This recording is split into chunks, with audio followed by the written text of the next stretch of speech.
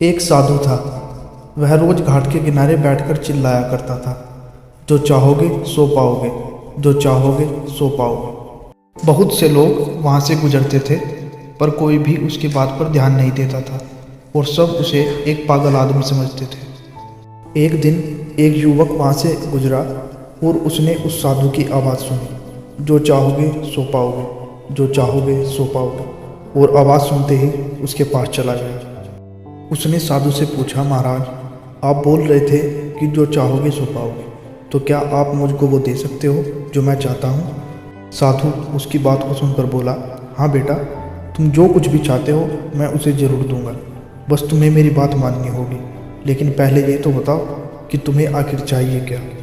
युवक बोला, मेरी एक ही ख्वाहिश है, मैं हीरो का बहुत बड़ा व्यापारी बनना चाहता हूँ। साधु बोला, कोई बात नहीं, मैं तुम्हें एक हीरा और एक मोती देता हूँ, उससे तुम जितने भी हीरे मोती बनाना चाहोगे बना पाओगे। और ऐसा कहते ही साधु ने अपना हाथ आदमी की हथेली पर रखते हुए कहा, पुत्र, मैं तुम्हें दुनिया का सबसे अनमोल हीरा दे रहा हूँ। लोग इसे समय कहते हैं।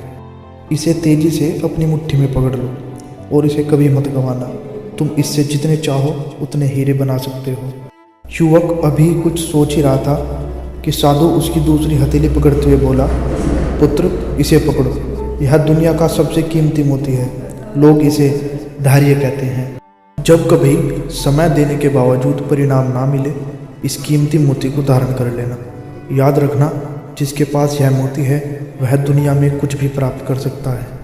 युवक गंभीरता से साधु की बातों पर विचार करता है और निश्चय करता है कि आज से वह कभी अपना समय बर्बाद नहीं करेगा और हमेशा धैर्य से काम लेगा।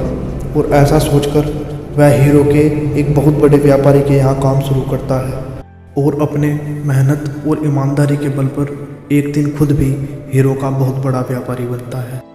समय और धैर्य वह दो हीरे मोती हैं जिनके बल पर हम बड़े से बड़ा लक्ष्य प्राप्त कर सकते हैं। अतः ज़रूरी है कि हम अपने कीमती समय को बर्बाद ना करें और अपनी मंजिल तक पहुंचने के लिए धैर्य से काम लें।